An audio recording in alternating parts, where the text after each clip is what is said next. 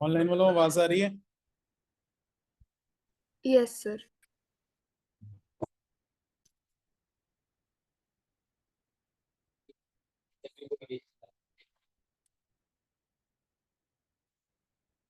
Sir पहले तो किस किसने फुल कोर्स टेस्ट नहीं लिया?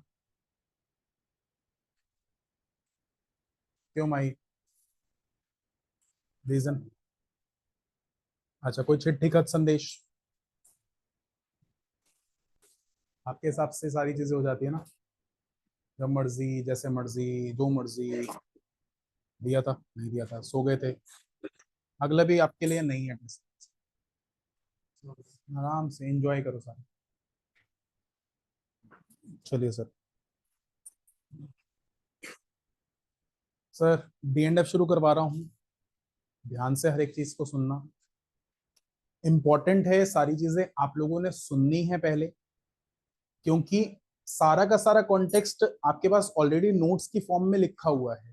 पीडीएफ हालांकि मैं शेयर करूंगा, बट देन अगेन ये सारी की सारी पीडीएफ आपके पास एग्जैक्टली नोट्स की फॉर्म में है। चैप्टर को मैं स्प्लिट कर रहा हूं कुछ चीजों में, कुछ पॉइंट्स में, क्योंकि जो कॉन्सेप्ट एग्जैक्टली क्वेश्चन के थ्रू समझाया जाएगा उसको मैं क्वेश्चन बेस्ड क्लास में रखूंगा, यानी नेक्स्ट क्लास और उससे नेक्स्ट क्लास के अंदर। अदरवाइज जो कॉन्सेप्ट बिल्कुल डायरेक्ट या इंपॉर्टेंट है समझने के लिए, या जिसपे क्वेश्चन कॉन्सेप्चुअल आता है, वो आज की क्लास में हम लोग डिस्कस करेंगे। अगर आप लोगों ने पहले थोड़ा सा डी एंड एफ पढ़ा है तो class becomes very easy to recapitulate those things. अगर कहीं 1% नहीं पढ़ा है तो एटलीस्ट बोलूंगा ये वीडियो दोबारा से देखिएगा। बट क्या करके? नोट्स या तो रीड करके प्रॉपरली, नहीं तो एनसीईआरटी रीड, क्योंकि चीजें तभी फिगर आउट होंगी जब आपने चीजों को पढ़ रखा होगा। We are standing in revision, we are not taking up classes. तो इन डेप्थ पूरे के पूरे चैप्टर की क्लास है। अब चैप्टर के पॉइंट ऑफ व्यू से बात करूं तो D and F compounds, D block को मैं एक, एफ ब्लॉक को मैं दूसरा पार्ट मानता हूं। इसी के साथ साथ डी ब्लॉक के आपके पास कुछ कंपाउंड्स हैं, वो कंपाउंड्स को भी मैं एक पार्ट कंसिडर करता हूं। इसके साथ साथ कुछ ऐसे टिपिकल टॉपिक्स हैं जैसे कि रिडक्शन पोटेंशियल, ऑक्साइड्स, हैलाइड्स, या उससे एसोसिएटेड टॉपिक्स, वो क्वेश्चन वाइज इंपॉर्टेंट हैं। क्वेश्चन के साथ ही कॉन्सेप्ट को समझाया जाएगा या डिस्कस किया जाएगा। तो कह सकते हो आज की क्लास में हम कंपाउंड्स के बारे में बात नहीं करेंगे, हम ऑक्साइड्स के बारे में बात नहीं करेंगे, हम हेलाइड्स के बारे में बात नहीं करेंगे, हम पोटेंशियल्स के बारे में बात नहीं करेंगे, चाहे वो M2+/M हो, चाहे वो M3+/M2+। हालांकि उसके साथ जुड़ा हुआ टॉपिक जो वहां तक पहुंचाता है उसके बारे में डिस्कशन जरूर होगी। इसके साथ साथ एज इट इज चीजें रीड करने को बोलूंगा। आप आराम से रीडिंग करोगे, चीजें आपके सामने आएंगी। अब मैं जरा चीजों को बिगिन करता हूं। मैं डी एंड एफ ब्लॉक को दो पार्ट्स में डिवाइड करके बात करूंगा, पहला डी ब्लॉक फिर एफ ब्लॉक। जब हम बात करते हैं डी ब्लॉक, तो डी ब्लॉक आपके पूरे पीरियोडिक टेबल में से 4 ब्लॉक में से एक ब्लॉक है, जो ब्लॉक एस और पी के बीच में सैंडविच्ड है, यानी एस ब्लॉक और पी ब्लॉक के बीच में मिलता है। इस ब्लॉक के अंदर ग्रुप 3 से लेकर ग्रुप 12 के सारे एलिमेंट्स आते हैं। वहीं पर पीरियड 4 से लेकर पीरियड 7 के एलिमेंट्स भी इसमें दिखाई देते हैं। यानी ग्रुप 3 से 12, पीरियड 4 से 7 के बीच का जो सेट है उसको आप बोलते हो डी ब्लॉक। डी ब्लॉक को आप ट्रांजिशन ब्लॉक भी बोलते हो। ट्रांजिशन ब्लॉक बुलाने के दो रीजंस। पहला reason, it is sandwiched between s and p. दूसरा रीजन, इसके अंदर बहुत सारे एलिमेंट्स ट्रांजिशन एलिमेंट्स होते हैं। अब पॉइंट आता है ये ट्रांजिशन एलिमेंट्स कौन से होते हैं? जिन एलिमेंट्स का पेनल्टीमेट शेल इनकम्प्लीटली फिल्ड होता है, यानी जिनका n-1 शेल इनकम्प्लीटली फिल्ड हो और nth शेल शुरू हो चुका हो, उन एलिमेंट्स को आप बोलते हो transition elements. Scandium, titanium, vanadium, chromium, manganese, सारे के सारे ट्रांजिशन एलिमेंट्स। लेकिन जैसे ही आप ग्रुप 12 की बात करते हो, जिंक एज एन एग्जाम्पल की बात करते हो, या जिंक और उसके नीचे वाले सारे एलिमेंट्स की बात करते हो, ये ट्रांजिशन ब्लॉक के एलिमेंट्स तो हैं, लेकिन ये ट्रांजिशन एलिमेंट्स नहीं है। इनका ट्रांजिशन एलिमेंट ना होने का रीजन है कि जब आप इनकी इलेक्ट्रॉनिक कॉन्फ़िगरेशन लिखते हो, इनका पेनल्टीमेट शेल आपको कंप्लीटली फिल्ड नजर आता है। यानी अगर आप जिंक का एग्जाम्पल लेते हो, atomic number 30, 1s2 2s2 2p6 3s2 3p6 4s2 3d10, तो वहां पर 3d10 होने की वजह से थर्ड शेल कंप्लीटली फिल्ड है, पेनल्टीमेट शेल कंप्लीटली फिल्ड है, इसलिए ये ट्रांजिशन ब्लॉक का हिस्सा तो है लेकिन ट्रांजिशन एलिमेंट नहीं। अब यहां से हम इन एलिमेंट्स की प्रॉपर्टीज पढ़ना शुरू करते हैं। सबकी प्रॉपर्टीज में एटॉमिक साइज, मेटालिक कैरेक्टर या इनकी oxidation states, reactivity towards oxygen, reactivity towards halogen, इनका मैग्नेटिक प्रॉपर्टी, इनका कलर्स इंपार्ट करना, ये सारे के सारे फंडामेंटल कॉन्सेप्ट्स आते। लेकिन ये फंडामेंटल कॉन्सेप्ट्स आते सामने कैसे हैं, ये ऐसे कैसे बिहेव करते हैं? मैं एग्जाम्पल के फॉर्म में वर्ड्स बोलूं और उसको रिलेट करूं। जैसे कि अगर मैं प्रॉपर्टी बोलूं they are behaving like metals, तो बेटा जो स्पीशीज मेटल की तरह बिहेव करता है वो ब्रिटल होगा, हार्ड होगा, लस्ट्रस होगा, सोनरस होगा, कंडक्ट करेगा हीट और इलेक्ट्रिसिटी को, यानी indirectly electro positive in nature हो। तो ये मेटल्स भी सारी की सारी ये प्रॉपर्टीज दिखाते, बट इसके साथ साथ कुछ एडेड ऑन प्रॉपर्टीज दिखाते हैं, क्योंकि इनके पास डी ऑर्बिटल्स में अनपेयर्ड इलेक्ट्रॉन्स भी होते हैं। क्योंकि डी ऑर्बिटल में अनपेयर्ड इलेक्ट्रॉन्स होते हैं, ये एक बहुत इंपॉर्टेंट एड ऑन है जो कि एस ब्लॉक के मेटल्स के ऊपर इनको रखता है। वही अनपेयर्ड इलेक्ट्रॉन्स इनको मैग्नेटिक कैरेक्टर इंपार्ट करने के लिए अलाउ करते हैं। मेजर ऑफ द एलिमेंट्स और the compounds from these elements show paramagnetic behaviour. Similarly या तो इनके कंपाउंड्स कलर्स इंपार्ट करते हैं, फिर दोबारा से इनकी अरेंजमेंट एक रेगुलर अरेंजमेंट है, क्रिस्टलाइन नेचर है, जिसकी वजह से इनकी खाली स्पेसेस में कुछ गैसेस फिल हो जाएं तो ये इंटरस्टिशियल कंपाउंड्स बनाते हैं। इनके पास वेकेंट ऑर्बिटल्स भी होते हैं जिनकी वजह से कैटलिस्ट की तरह काम करते हैं या कोऑर्डिनेट कंपाउंड्स बनाते हैं। और एक और पॉइंट, इनके ही डी ऑर्बिटल के अनपेयर्ड इलेक्ट्रॉन्स मेटालिक स्ट्रेंथ देते हैं, हाई एंथैल्पी ऑफ एटमाइजेशन देते हैं, और इन्हीं मेटालिक बॉन्डिंग की वजह से ये होमोजीनियस सॉल्यूशन बना सकते हैं, सॉलिड इन सॉलिड वाला, यानी ये एलॉयज बना सकते हैं। तो अब अगर मैं इन प्रॉपर्टीज को बाइफिगरेट करूं एक एक पॉइंट बाय पॉइंट, तो आपको सारी प्रॉपर्टीज के बारे में पता चलेगा। सबसे पहले मैं वो प्रॉपर्टीज की बात कर रहा हूं जो unpaired electrons in d orbitals की वजह से सामने आती है। सबसे पहली प्रॉपर्टी मेटालिक कैरेक्टर। देखिए बेटा, अगर आप ग्रुप 3 से लेकर ग्रुप 12 तक चलते हैं तो D1 से D10 तक जाते हो, जहां पर D1 से D5 में number of unpaired electron increase करते हैं, वहीं D6 से D10 जाते हुए number of unpaired electron decrease करते हैं। जहां पर कुछ प्रॉपर्टीज सपोर्टिव जाएंगी D5 तक, दोबारा से क्या हो जाएंगी, नेगेटिव हो जाएंगी। तो वो प्रॉपर्टीज को ध्यान से समझना है। हम सबसे पहली बात कर रहे थे मेटालिक कैरेक्टर, या कह सकते हैं मेटालिक बॉन्डिंग। हमारे D1, D2, D3, D4 तक आते आते unpaired electrons in d orbitals increase कर रहे हैं, और क्योंकि unpaired electrons in d orbitals increase कर रहे हैं, ये मेटालिक कैरेक्टर में भी सपोर्ट करता है। ये कुछ एक्स्ट्रा इलेक्ट्रॉन्स देता है जिसकी वजह से कंडक्टिव नेचर बढ़ जाता है, और इसके साथ साथ ये अपने जैसे एटम के साथ ओवरलैपिंग कर सकते हैं। इनफैक्ट इस ओवरलैपिंग में एस ऑर्बिटल्स के इलेक्ट्रॉन्स भी इन्वॉल्व होते हैं, और इसी ओवरलैपिंग को आप नाम देते हो metallic bonding. Higher the number of unpaired electrons in d orbitals, higher is the metallic bonding, और इसी मेटालिक बॉन्डिंग से मेटालिक स्ट्रेंथ आएगी, और इन दोनों एटम्स को अलग करने के लिए एनर्जी ज्यादा देनी पड़ेगी, इसलिए एंथैल्पी ऑफ एटमाइजेशन भी क्या होगी, ज्यादा। तो जब आप लेफ्ट टू राइट मूव करते हो तो स्कैंडियम, टाइटेनियम, वेनेडियम, क्रोमियम तक आते आते मेटालिक बॉन्डिंग हाई होती है। वहीं पर मैंगनीज का पूरा ग्रुप मेटालिक बॉन्डिंग डिक्रीज कर देता है बिकॉज ऑफ स्टेरिक रीजंस, और फिर उससे आगे जब आप मूव करते हो तो हाई मेटालिक बॉन्डिंग कम होने लग जाती है, क्योंकि unpaired electron in D orbital क्या हो जाते हैं, डिक्रीज हो जाते हैं। यही मेटालिक बॉन्डिंग आपको फेवर करती है डेंसिटी में, क्योंकि बेटा जब मेटालिक बॉन्डिंग अच्छी होगी तो एटम्स पास पास होंगे, और एटम्स पास पास होंगे तो वॉल्यूम कम लगेगी, और कम वॉल्यूम में डेंसिटी ज्यादा हो जाती है। तो आपकी डेंसिटी का क्वेश्चन, मेटालिक बॉन्डिंग का क्वेश्चन, एंथैल्पी ऑफ एटमाइजेशन का क्वेश्चन, सारे के सारे क्वेश्चन इसी पॉइंट से बनते हैं। इसके साथ इवन एलॉय फॉर्मेशन।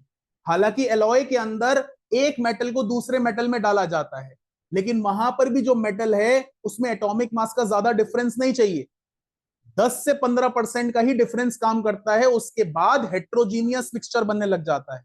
तो जब आप दो अलग अलग मेटल्स को होमोजेनाइज करते हो, नियरली सेम एटॉमिक मास वालों को एक साथ मिलाते हो, तो वहां पर भी स्ट्रॉन्ग मेटालिक बॉन्डिंग मिलती है, और उसी हाई या स्ट्रॉन्ग मेटालिक बॉन्डिंग की वजह से आप एलॉयज भी फॉर्म कर पाते हो। तो ये आपके मेजर पॉइंट्स है जिन पे क्वेश्चन बना। अब इसी के साथ ऐड ऑन करें तो आपके पास unpaired electron in D orbital से दो बड़ी इंपॉर्टेंट चीजें आती हैं। One is imparting of colours. फिर चाहे हम एलिमेंट की बात करें, मैं एज एन एग्जांपल टीआई ले लूं तो 4s2 3d2, डी में दो अनपेड इलेक्ट्रॉन, आप कलर दिखाएंगे। मैं आपके सामने स्कैंडियम की बात ले लूं 4s2 3d1, तो आप कलर दिखाएंगे। वहीं पर मैं आपसे बात करूं ScCl3, ScCl3 में Sc3 प्लस है, 4s0 3d0, और डी में कोई अनपेड इलेक्ट्रॉन ना होने की वजह से वो कलरलेस होता है। मैं TiCl4 ले लूं, Ti4 प्लस, फिर 4s0 3d0, वो भी क्या होगा, कलरलेस होगा। तो एक सेकंड के लिए स्लाइड पे लेकर आता हूं, ये सारी चीजें मैंने डिस्कस करी हैं, आराम से अभी रीडिंग के लिए बोलूंगा।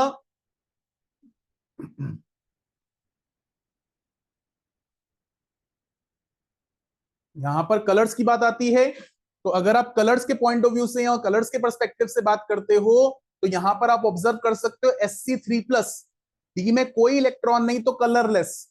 वहीं पर Ti3 प्लस, डी में एक इलेक्ट्रॉन तो पर्पल। ऐसे ही अगर आप Ti4 प्लस देखोगे, डी में कोई इलेक्ट्रॉन नहीं तो ये भी क्या है, कलरलेस है। तो आपके लिए जहां डी में कोई अनपेयर्ड इलेक्ट्रॉन नहीं होगा वो कलरलेस होगा, या डी में 10 के 10 इलेक्ट्रॉन होंगे तो भी कलरलेस होगा। Otherwise D1 D2 D3 D4 D5 होगा या D6 होगा तो आपको कलर्स नजर आएंगे। और even D1 D9 D2 D8 D3 D7 D4 D6 के भी नियरली सेम कलर नजर आएंगे, depending upon compound to compound थोड़े वेरिएशंस रहते हैं, लेकिन otherwise same number of unpaired electron पे आपको सेम कलर नजर आए। तो यहां पर क्वेश्चन दो तरीके के बनते हैं, या तो क्वेश्चन बनेगा स्कैंडियम का ये कलर, टाइटेनियम का ये कलर क्यों है, नहीं तो दूसरा बनेगा TiCl4 कलरलेस है और TiCl3 कलर वाला है, वो क्यों। तो वहां पर या तो कंपाउंड्स के बेसिस पे क्वेश्चन आ जाए या एलिमेंट के बेसिस पे क्वेश्चन आ जाए, रूट आंसर एक ही है, number of unpaired electrons in D orbital. Even इसी कॉन्सेप्ट पर मैग्नेटिक मोमेंट का भी क्वेश्चन बनता है। जितने ज्यादा नंबर ऑफ अनपेयर्ड इलेक्ट्रॉन्स होंगे डी ऑर्बिटल्स में, उतना हमारा मैग्नेटिक मोमेंट ज्यादा होगा। म्यू की value under root of n into n+2, n+1 नहीं, बहुत टीचर्स n+1 बोलते हैं, n+2 है, तो वहां पर n इंटू n+2, और उसके अंदर अगर म्यू की वैल्यू नॉट इक्वल टू 0 आती है तो स्पीशीज पैरामैग्नेटिक, और म्यू की वैल्यू 0 आती है तो स्पीशीज डायामैग्नेटिक। जितनी ज्यादा म्यू की वैल्यू आएगी उतना ज्यादा पैरामैग्नेटिक, और जितनी कम म्यू की वैल्यू आएगी उतना कम पैरामैग्नेटिक। तो दो टाइप के क्वेश्चन बन सकते हैं, ये ज्यादा पैरामैग्नेटिक ये कम पैरामैग्नेटिक क्यों है, या ये पैरामैग्नेटिक और ये डायामैग्नेटिक क्यों है। तो उस कॉन्टेक्स्ट पे भी आपके पास क्वेश्चन बन सकता है। रीड कर लीजिए इसको, यहां देख सकते हो फॉर्मूला, और साथ में फिर वही एग्जांपल्स जहां पर नंबर ऑफ अनपेयर्ड इलेक्ट्रॉन्स की बात की गई है। अब यहां पर scandium ScCl3, TiCl3, TiCl2, V2 plus वगैरह वगैरह वगैरह के कंपाउंड्स की बात की जा सकती है। तो यहां पर अगर मैं फिर दोबारा से रिकॉल करूं तो number of unpaired electrons in d orbitals, हमारी मेटालिक स्ट्रेंथ, हमारी मेटालिक बॉन्डिंग, उसकी वजह से हमारा मेल्टिंग पॉइंट और बॉइलिंग पॉइंट। बेटा जितनी ज्यादा स्ट्रेंथ दिखाएंगे किसकी, मेटालिक बॉन्डिंग की, उतना अलग करना मुश्किल होगा, और जितना मुश्किल होगा अलग करना उतना मेल्टिंग पॉइंट बॉइलिंग पॉइंट ज्यादा होगा। हालांकि मैंगनीज का स्टेरिक रीजन की वजह से कम होता है। तो अगर मैं आपको ध्यान दिलाऊं, ग्राफ जब भी देखोगे आपको ऐसा यू बनते हुए नजर आएगा, एम, ऐसा एम बनते हुए नजर आएगा ग्राफ में, और यहां पर जो ये टिप है दैट इज फॉर मैंगनीज। ठीक है, इसी तरह से डेंसिटी का पार्ट इस पे, फिर आपका आया कलर्ड कंपाउंड्स या मैग्नेटिक मूवमेंट। इससे थोड़ा सा आगे बढ़ते हैं, जितनी भी बात करी अभी number of unpaired electrons in d orbitals की बात करी, अब हम बात चेंज करते हैं, हम लेकर आते हैं वेकेंट ऑर्बिटल्स। तो अगर हम वेकेंट ऑर्बिटल्स की बात करें तो वेकेंट ऑर्बिटल्स दो मेजर प्रॉपर्टीज इंपार्ट करते हैं। पहली प्रॉपर्टी है हमारा कोऑर्डिनेट कंपाउंड्स बनाना। डी ब्लॉक के एलिमेंट्स कोऑर्डिनेट कॉम्प्लेक्सेस बना सकते हैं, यानी अपने वेकेंट ऑर्बिटल्स में किसी लीगेंड के पेयर ऑफ इलेक्ट्रॉन को रिसाइड करवा सकते हैं। वो 4 लीगेंड आए, 6 लीगेंड आए यूनिडेंटेट वाले, तो कोऑर्डिनेशन नंबर 4, कोऑर्डिनेशन नंबर 6 के कॉम्प्लेक्सेस बन जाते हैं, यानी ये कोऑर्डिनेट कॉम्प्लेक्सेस बनाने को फेवर करते हैं। इसी के साथ वेकेंट ऑर्बिटल्स की वजह से ये अक्सर स्पीशीज को अपनी सरफेस पे रिसाइड करवाकर उनमें रिएक्शन फास्ट करवा सकते हैं, यानी ये एड्सॉर्प्शन का फिनोमेना दिखा सकते हैं, ये कैटालिसिस को सपोर्ट कर सकते हैं, यानी ये कैटालिटिक प्रॉपर्टीज भी पोजेस करते हैं। तो दो इंपॉर्टेंट प्रॉपर्टीज आई कौन से पे? वेकेंट ऑर्बिटल्स पे। इसके बाद एक और प्रॉपर्टी आती है इनके अरेंजमेंट पे। बात को समझिएगा, अगर मैंने मॉलिक्यूल्स को इरेगुलरली अरेंज कर दिया तो हम बोलते हैं इसको एमॉर्फस अरेंजमेंट, और अगर वो रेगुलरली अरेंज्ड हैं तो हम बोलते हैं क्रिस्टलाइन अरेंजमेंट। ये भी मेटल्स की तरह क्रिस्टलाइन अरेंजमेंट दिखाते हैं। अब क्रिस्टलाइन अरेंजमेंट में क्या परेशानी होती है कि मॉलिक्यूल्स या एटम्स तो स्फेरिकल नेचर में हैं, और एटम्स जब स्फेरिकल नेचर में होंगे, 4 स्फेरिकल एटम्स जुड़ेंगे तो बीच में खाली जगह रह जाती है। उस खाली जगह को हम बोलते हैं इंटरस्टिशियल वॉइड। उस इंटरस्टिशियल वॉइड में छोटे छोटे मास वाली गैसेस ट्रैप हो जाती है, हाइड्रोजन हो गई, कार्बन हो गई, ऑक्सीजन हो गई, और उनकी ट्रैपिंग की वजह से ये आपस में रिएक्ट करेंगे, रिएक्ट करने पे कंपाउंड बनेंगे। तो ये जो कंपाउंड्स बन रहे हैं वो ट्रैपिंग ऑफ स्मॉल मॉलिक्यूल की वजह से बन रहे हैं, और इनको बोला जाता है इंटरस्टिशियल कंपाउंड्स। ये इंटरस्टिशियल कंपाउंड्स बना सकते हैं, और उन इंटरस्टिशियल कंपाउंड्स की कुछ प्रॉपर्टीज हैं, ये भी कंडक्ट करते हैं, ये भी ब्रिटल टफ होते हैं, और कहीं ना कहीं मेटल से ज्यादा होते हैं, क्योंकि उन्होंने गैप्स को भी क्या कर दिया? फिल कर दिया। तो यहां पर interstitial compound as a topic भी हमें पढ़ना इंपॉर्टेंट है, जरा रीड कर सकते हो। ये सब कुछ आपके नोट्स में लिखा हुआ है, एग्जैक्टली नोट्स वाली फाइल ही है ये, सिर्फ फॉर्मेट चेंज हो गया, पीडीएफ से पीपीटी हो गया। हाँ?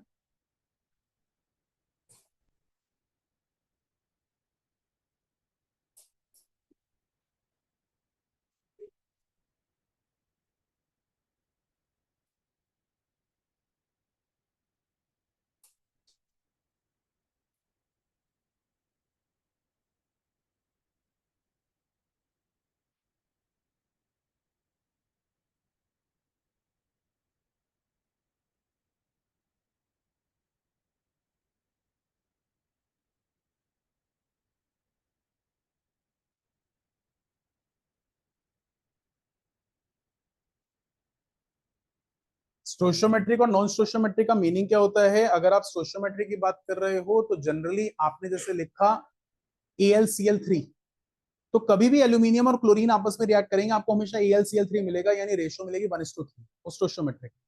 लेकिन जब आप इनके साथ रिएक्ट कर रहे हो, आपको ऑक्सीजन के 5 यूनिट और बाकी 100 मिले, तो वहां पर परसेंटेज 0.5 और 1 होगी।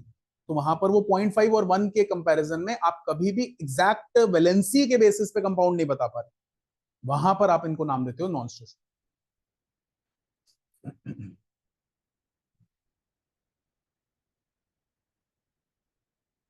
सर प्लीज रिक्वेस्ट करूंगा, ये फाइल घर पे जाकर, मतलब ये वाली नहीं, अपने नोट्स वाली फाइल घर पे जाके रीड कर लीजिएगा, और हार्ड कॉपी ले लेना सेंटर से। अभी किसी ने अगर नहीं लिया तो ले लिया तो अच्छी बात है।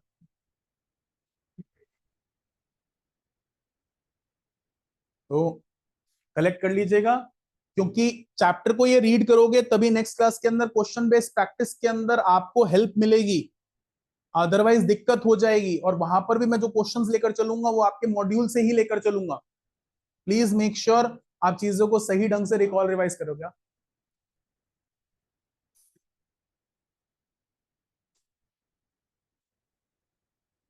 छोड़ो,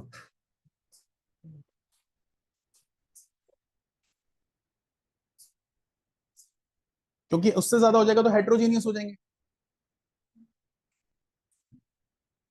होमोजेनिटी नहीं मेंटेन होगी ना बड़ा छोटे में। सर प्लीज, हो गया?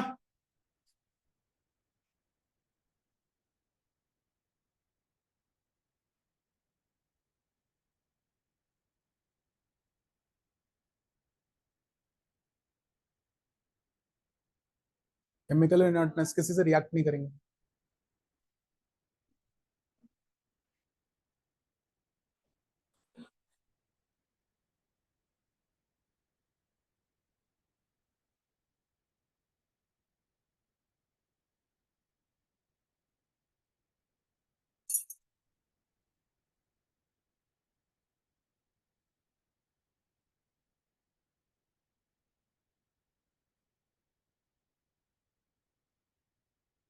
कर दो स्क्रॉल।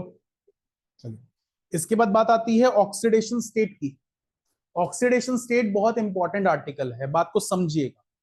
हमारे डी ब्लॉक के एलिमेंट्स वेरिएबल ऑक्सीडेशन स्टेट दिखाते हैं, +2, +3, +4, +5, +6, इवन +7 तक। लेकिन हर एक एलिमेंट कुछ रीजनेबल रीजंस की वजह से ज्यादा ऑक्सीडेशन स्टेट्स या कम दिखाता है। मोस्ट कॉमन ऑक्सीडेशन स्टेट है +2। उसके बाद बहुत सारे वेरिएशंस हैं ऑक्सीडेशन स्टेट, जिसमें सबसे पहला रीजन अनपेयर्ड इलेक्ट्रॉन्स। क्योंकि जब अनपेयर्ड इलेक्ट्रॉन्स होंगे वो सारे के सारे ऑक्सीडेशन स्टेट में इन्वॉल्व हो सकते हैं, लेकिन जैसे ही वो इलेक्ट्रॉन्स पेयर होना शुरू होंगे वो ऑर्बिटल के इलेक्ट्रॉन्स ऑक्सीडेशन स्टेट में इन्वॉल्व नहीं। Second reason d d transition. तो एलिमेंट्स लाइक क्रोमियम अक्सर इलेक्ट्रॉन लूज करते करते स्प्लिट कर जाता है T2G और EG में, जो इंटरमीडिएट स्टेबिलिटी देता है, और वहां पर भी ऐसा दिखता है। अदरवाइज सब कुछ जनरलाइज करें तो +2 और +3 ऑक्सीडेशन स्टेट तो आयोनिक बॉन्ड बनाने के लिए काम आती है। उसके बियॉन्ड जितनी भी ऑक्सीडेशन स्टेट्स होंगी वो कोवलेंट बॉन्ड बनाएंगी, बट उसमें भी हाई आयोनिक कैरेक्टर होने वाला है। तो अगर मैं यहां पर scandium, titanium, vanadium, chromium, manganese की बात करूं, यानी 4s2 3d1, 4s2 3d2, 4s2 3d3, 4s1 3d5, 4s2 3d5, आपको number of unpaired electron D orbitals में नजर आएंगे 1 2 3 4 5 तक।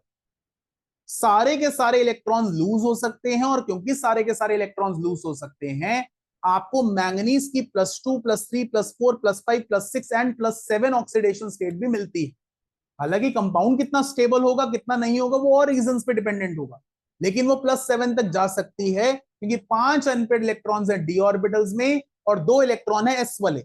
एस के 2 इलेक्ट्रॉन्स तो निकलकर आपको ऑक्सीडेशन स्टेट देने ही वाले हैं, तो +2 तो एस के इलेक्ट्रॉन्स की वजह से है, लेकिन +3 डी के 1 इलेक्ट्रॉन की वजह से, +2 डी के 2 इलेक्ट्रॉन्स की वजह से, +5 डी के 3 इलेक्ट्रॉन्स की वजह से, एंड लाइकवाइज बनेगा। तो मैंगनीज तक तो पता चल गया हाई ऑक्सीडेशन स्टेट्स क्यों मिल रही हैं। उसके बाद हाई ऑक्सीडेशन स्टेट्स कम होने लग जाती हैं। आप आयरन की बात करोगे +6 तक आ जाएगी, कोबाल्ट की बात करोगे +6 तक आ जाएगी, और डिक्रीज करेंगी, क्योंकि वहां पर अनपेयर्ड इलेक्ट्रॉन्स में कमी हो जाती है। जितने भी अनपेयर्ड इलेक्ट्रॉन्स बचते हैं वो ही ऑक्सीडेशन स्टेट्स में पार्टिसिपेट कर सकते हैं, क्योंकि पेयर्ड है तो वो तो कहीं पे पार्टिसिपेट नहीं करेगा। तो एक सेकंड के लिए अगर दिखा दूं तो यहां पर स्कैंडियम +3 दिखाता है, बाकी सारे के सारे +2 और भी एक्स्ट्रा ऑक्सीडेशन स्टेट्स दिखाते हैं। अब सलमान का क्वेश्चन आया, सर स्कैंडियम +3 क्यों दिखाता है, +2 क्यों नहीं दिखाता?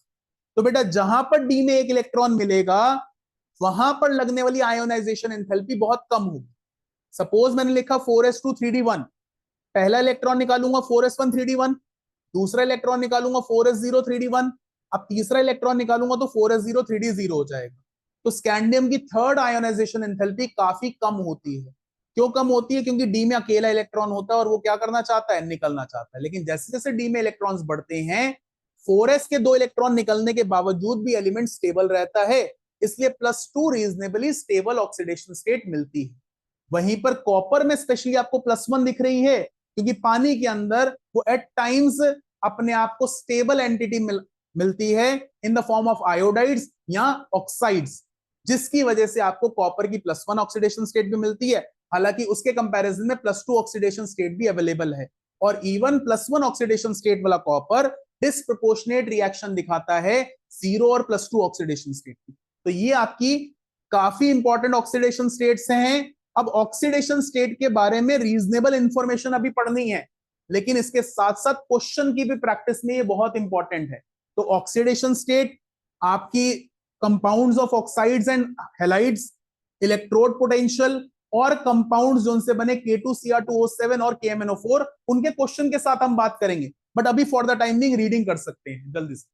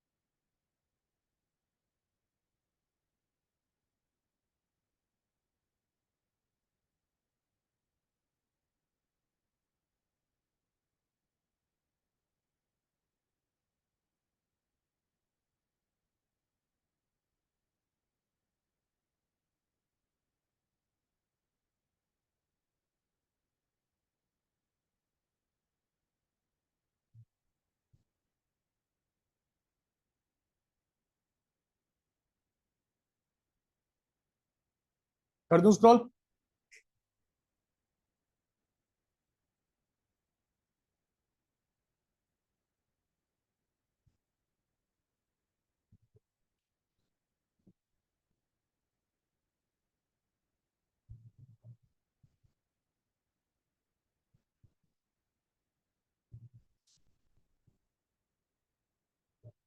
ठीक। हरसिमरन, स्कैंडियम का ट्रांजिशन एलिमेंट कहलाना वेरिएबल ऑक्सीडेशन सोली रीजन नहीं होता किसी भी एलिमेंट का ट्रांजिशन एलिमेंट कहलाना। उसका पेनल्टी मिड इनकम्प्लीटली फिल्ड होता है, और उसका एक से ज्यादा ऑक्सीडेशन स्टेट ना दिखाने का रीजन है डी के अंदर एक इलेक्ट्रॉन का होना। 4s के 2 इलेक्ट्रॉन निकलने के बाद थर्ड इलेक्ट्रॉन निकालने के लिए बहुत मिनिमम अमाउंट ऑफ एनर्जी चाहिए होती है, जिसकी वजह से +3 दिखाता है। ठीक है।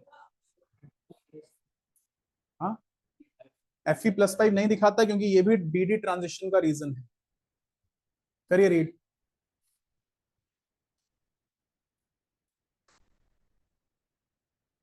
सारे पॉइंट्स कहीं ना कहीं मैंने डिस्कस करे हैं, इसलिए ध्यान से रीड कर रहे हो, आपको नजर आ जाएगा। हाँ जी सर।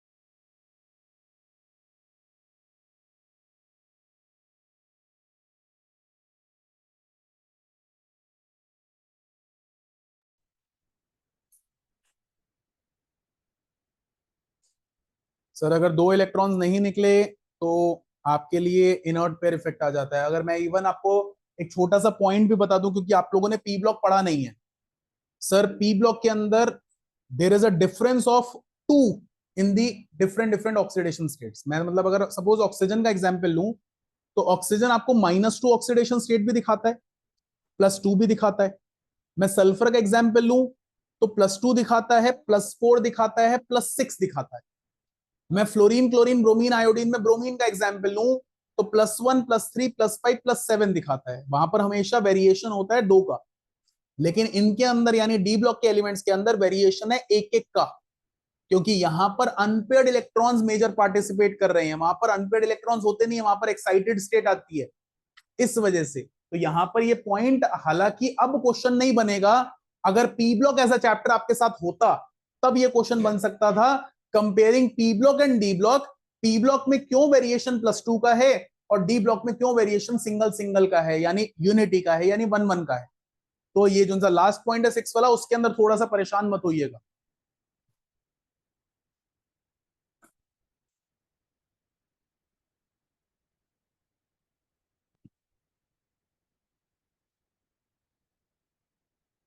कर दूं स्क्रॉल?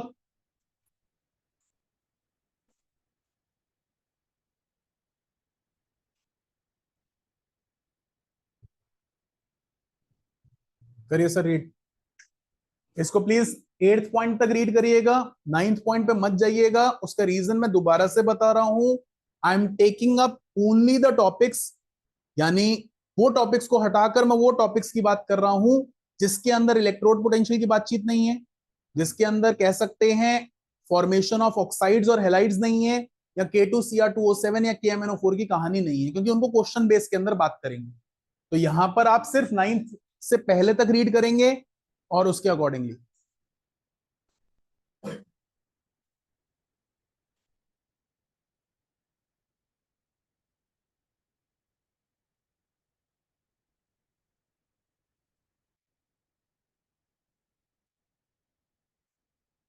शिवांगी ये 10 से पढ़ना जरा।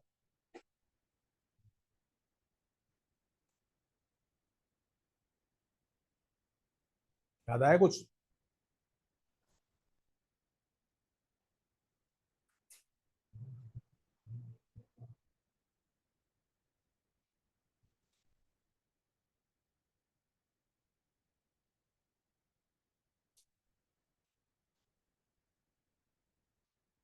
क्यों नहीं है?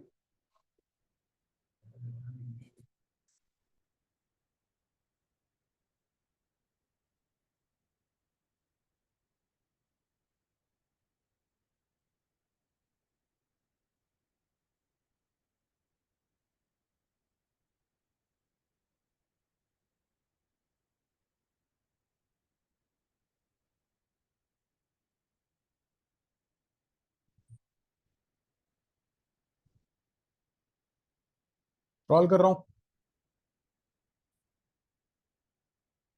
अभी ये चीज हम लोग कॉन्टेक्स्ट में नहीं पढ़ रहे हैं, यानी यहाँ पर हेलाइड्स की फॉर्मेशन है और लाइकवाइज उसके बाद ऑक्साइड्स की फॉर्मेशन है, ठीक है ना। हालांकि इस पे कुछ अच्छे क्वेश्चंस बनते हैं, लेकिन क्वेश्चन के साथ ही समझाऊंगा, क्योंकि यहां पर अगर मैं एक हिंट में बता दूं, आपको Mn2O7 नजर आएगा, लेकिन वहीं पर मैंगनीज का आपको 7 के ऊपर हेलोजन या हेलाइड्स नहीं नजर आएंगे। तो क्यों नजर नहीं आ रहे, क्या रीजन रहा है, वो सारा कुछ अभी हम लोग डिस्कस करेंगे क्वेश्चन फॉर्मेट में। हालांकि आप रीड कर सकते हो इसको। SIM goes with reduction potentials. इसका एक ब्रीफ हिंट दे रहा हूं जो पे पॉइंट पे आना चाहता हूं, और फिर इसके बारे में बात करूंगा। देखो, रिडक्शन पोटेंशियल ऑक्सीडेशन पोटेंशियल दो फैक्टर्स पे डिपेंडेंट है।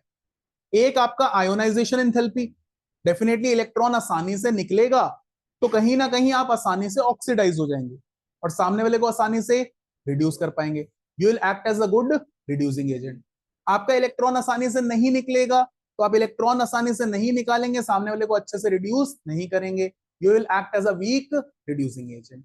इसके साथ साथ अगर आपकी एक ऑक्सीडेशन स्टेट स्टेबल है, मान लो मैं कहता हूं कि स्कैंडियम की +3 ऑक्सीडेशन स्टेट स्टेबल है, तो कहीं ना कहीं +2 वाला +3 आना चाहेगा या +4 वाला +3 जाना चाहेगा। तो जो +2 वाला स्पीशीज है वो खुद जल्दी से ऑक्सीडाइज होना चाहेगा, यानी सामने वाले को जल्दी से रिड्यूस करना चाहेगा। It will act as a strong reducing agent.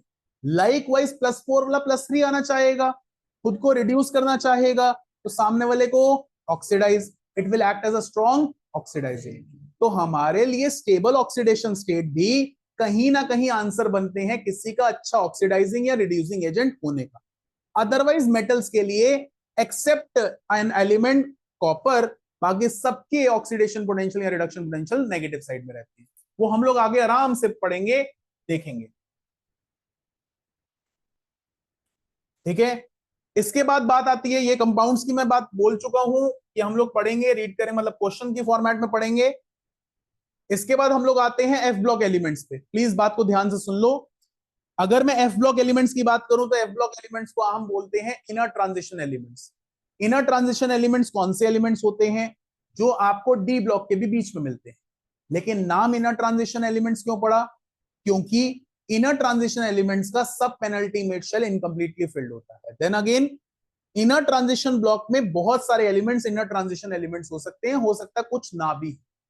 तो जो इनर ट्रांजिशन एलिमेंट्स होंगे उनके लिए सब पेनल्टीमेट शेल इनकम्प्लीटली फिल्ड होगा, यानी n-2 शेल इनकम्प्लीटली फिल होने वाला है। अब यहां पर डी ब्लॉक के साथ छोटा सा कंपैरिजन करें तो डी ब्लॉक को जब आप लेफ्ट टू राइट देखते हो एटॉमिक साइज डिक्रीज करता है, फिर आगे चलते चलते उनका डिक्रीज थोड़ा सा सटल हो जाता है, यानी कम हो जाता है, बंद हो जाता है। क्यों? क्योंकि उनके अनपेयर्ड इलेक्ट्रॉन्स पेयर अप होने लग जाते हैं जब आप लेफ्ट टू राइट मूव करते हो। वैसे इफेक्टिव न्यूक्लियर चार्ज का काम चलता है, लेकिन जैसे ही आप D5 के बियॉन्ड जाना शुरू होते हो, उनकी इफेक्टिव न्यूक्लियर चार्ज की डोमिनेंस कम हो जाती है, पेयर्ड इलेक्ट्रॉन की डोमिनेंस बढ़ जाती है।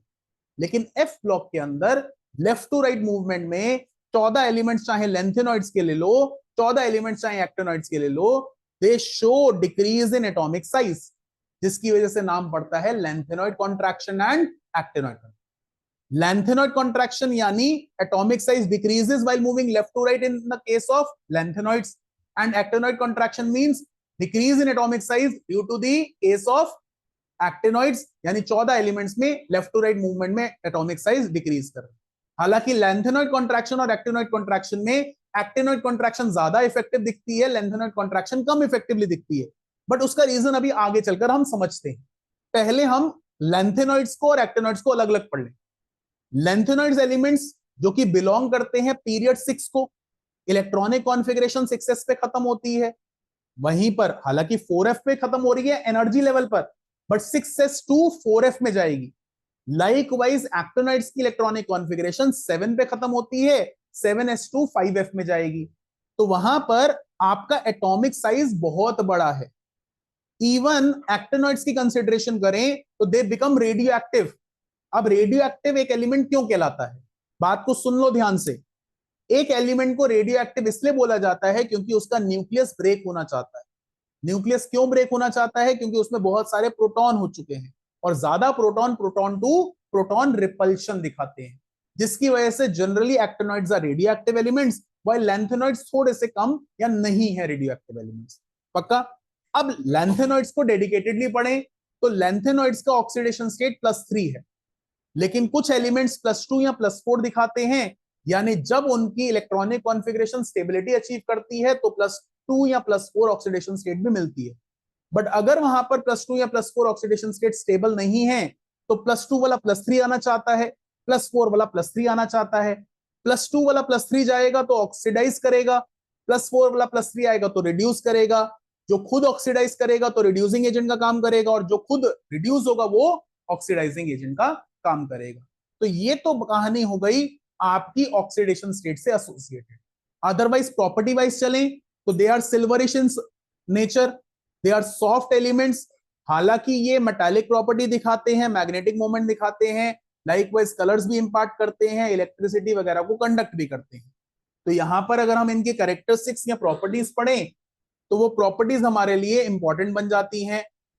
Silvery appearance and softness, melting point, electrical and thermal conductivity, high density, imparting of colours, तो वही कहीं ना कहीं सिमिलर प्रॉपर्टीज हैं जो आपको डी ब्लॉक एलिमेंट्स के अंदर नजर आएंगी। रीड कर लो 1 मिनट के लिए।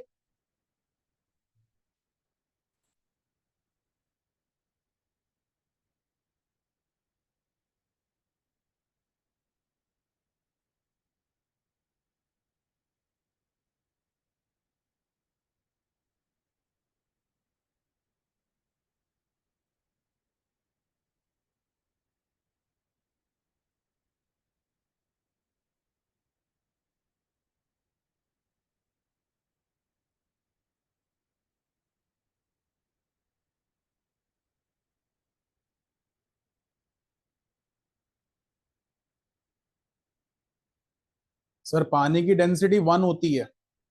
तो 1 के कंपैरिजन में 6.77 टू 9.74 एक्सट्रीमली हाई डेंसिटी है, ठीक है ना।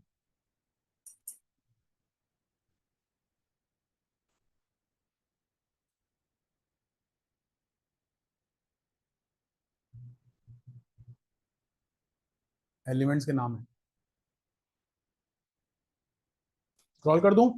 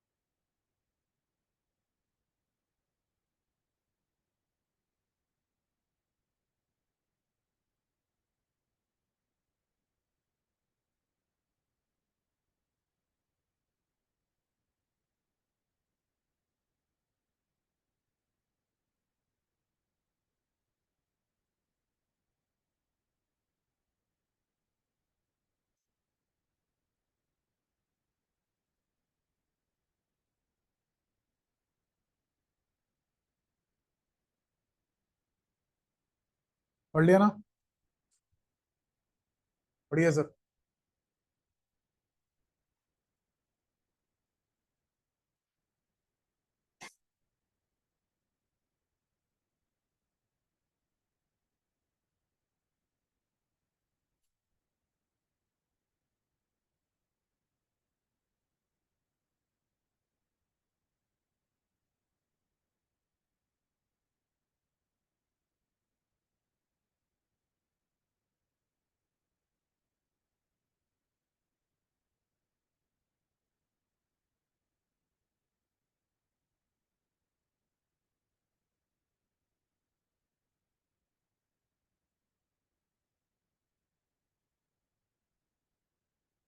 बेसिक से टर्मिनोलॉजी है सेम, वही चल रही है।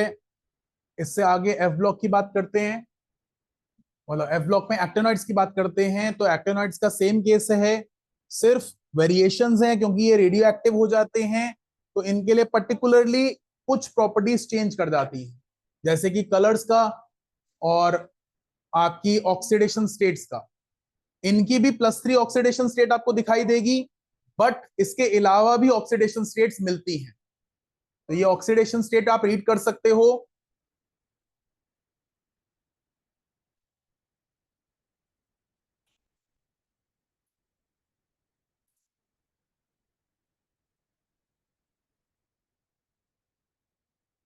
प्लीज सर, बातें नहीं।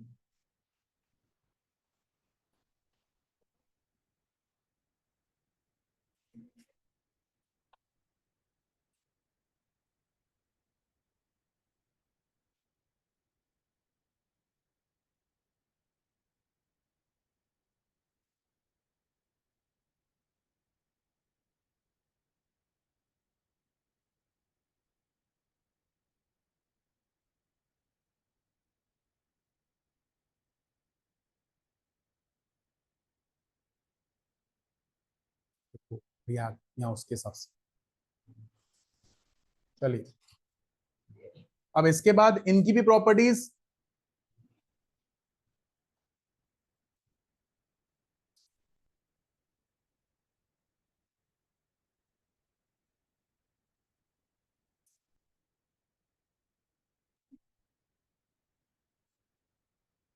कौन से?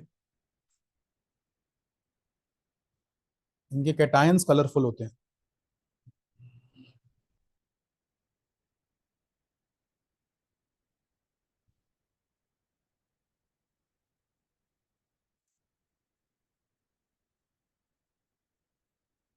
कि आयोनाइजेशन एंथैल्पी लो होती है इन कंपैरिजन टू लैंथेनॉइड्स, ये ध्यान रखना।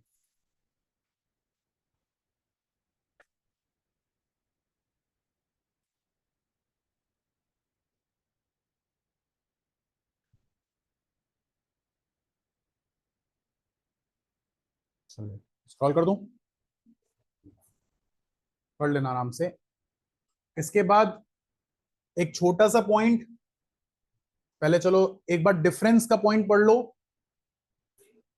पॉइंट ऑफ डिफरेंस, चाहे वो ऑक्सीडेशन स्टेट पर हो, आयंस के कलर्स इंपार्ट करने पर हो, उनके ऑक्साइड्स या हाइड्रोक्साइड्स का एसिडिक या बेसिक कैरेक्टर हो, इसके अलावा मैग्नेटिक प्रॉपर्टीज पे हो। ये point of difference at times आ जाता है state to difference between lanthanoids and actinoids के नाम पर, या किसी डिफरेंस के पॉइंट पर रीजन असर्शन की फॉर्म में। तो कृपया करके जरा इनको रीड करना इंपॉर्टेंटली बन जाता है।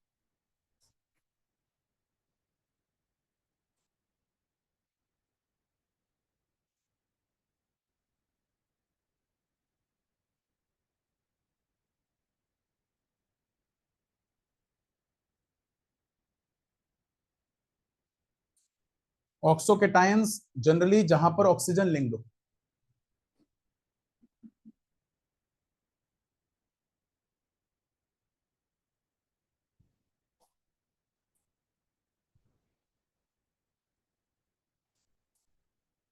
ठीक है, हाँ जी सर। जनरली जब बेसिक कैरेक्टर की बात आती है तो हमारे जो स्पीशीज हैं उनका OH रिलीज की बात आ जाती है, और ऑक्साइड्स के अंदर जनरली हमारा आयोनिक कैरेक्टर की बात आ जाती है। ठीक है, चलिए अब एक पॉइंट जो सा है वो लैंथेनॉइड और एक्टिनॉइड कॉन्ट्रैक्शन।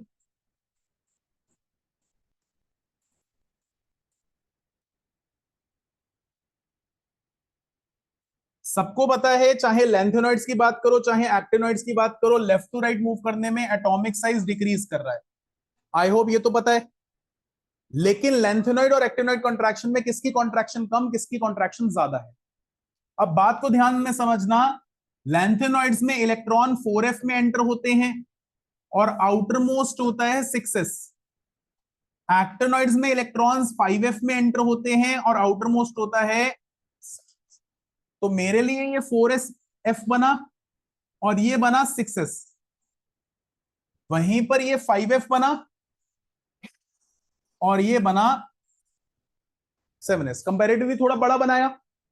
आपके इलेक्ट्रॉन्स यहां आएंगे, 1 2 3 4 7 8 10 13 14, और यहां पर आएंगे 1 4 6 8 12 13 14।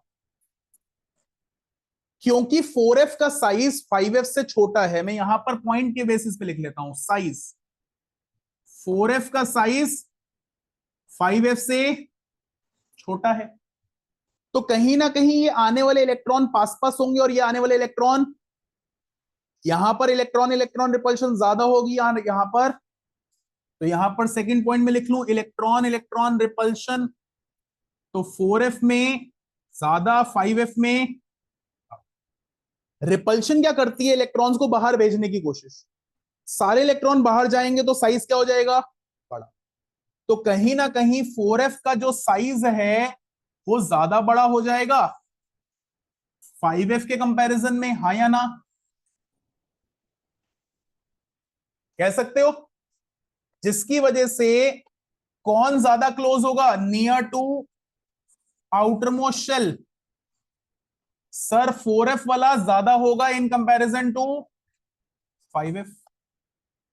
अब अट्रैक्शन तो हम कहीं ना कहीं इस पे भी लगा रहे हैं टुवर्ड्स न्यूक्लियस।